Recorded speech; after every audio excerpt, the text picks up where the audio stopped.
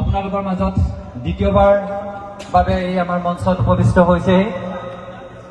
ইয়াৰ আগৰ বছৰ গগৈদেৱে আমাৰ নিমন্ত্ৰণ ৰক্ষা কৰি আমাৰ ইয়াত উপবিষ্ট হৈছিলেহি, আমাক আশীৰ্বাদ প্ৰদান কৰিছিলে, আমাক অনুপ্ৰাণিত কৰিছিলে।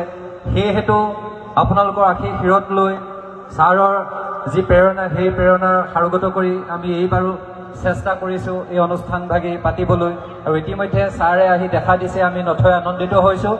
ছাৰক অকণমান মৰম যাচিব খুজিছোঁ। মই এখনি ফুলাম গামোচাৰ অসমীয়াৰ স্বাভিমান, এখনি ফুলাম গামোচাৰে তেখেতক আদৰণি জনাব খুজিছোঁ। আদৰণি জনাব আমাৰ এই কৰ্মকৰ্তাসকলৰ হৈ প্ৰজ্ঞানন্দ বৰাই।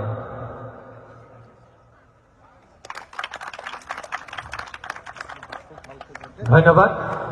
মই গগৈদেৱ আহিছে, গীত পৰিৱেশন কৰি ভাল পায়, বিহু গীত গাই ভাল পায়, নাচি ভাল পায়। যোৱাবাৰ ইয়াত সকলোকে আমাক আনন্দ প্ৰদান কৰি থৈ গৈছে। যিহেতু এটি অতি সুন্দৰ শৈলীৰে বিহু পৰিৱেশন ইতিমধ্যে কৰি থৈ গৈছে, আমাক আনন্দিত কৰিছে। গতিকে অকণমান ছাৰক সহযোগিতা আগবঢ়াবলৈ মই শিল্পীসকলক অনুৰোধ জনাইছোঁ।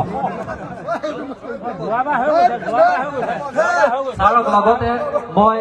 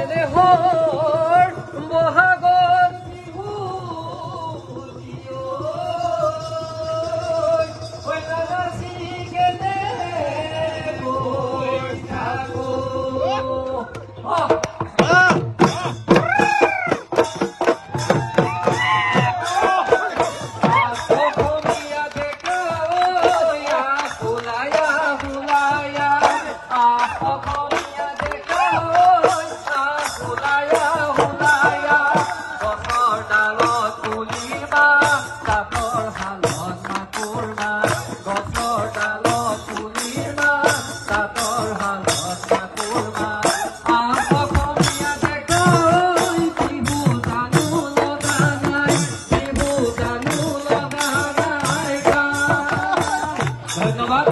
যিহেতু আমাৰ সময় গতিকে তাকো আমাৰ হাতত মানে পলিটিক্স কৰি মানুহৰ লগত এইবিলাক কাম কৰি থাকোঁতে বিহুৰ ভাষাটো একেবাৰে পাহৰি গলো।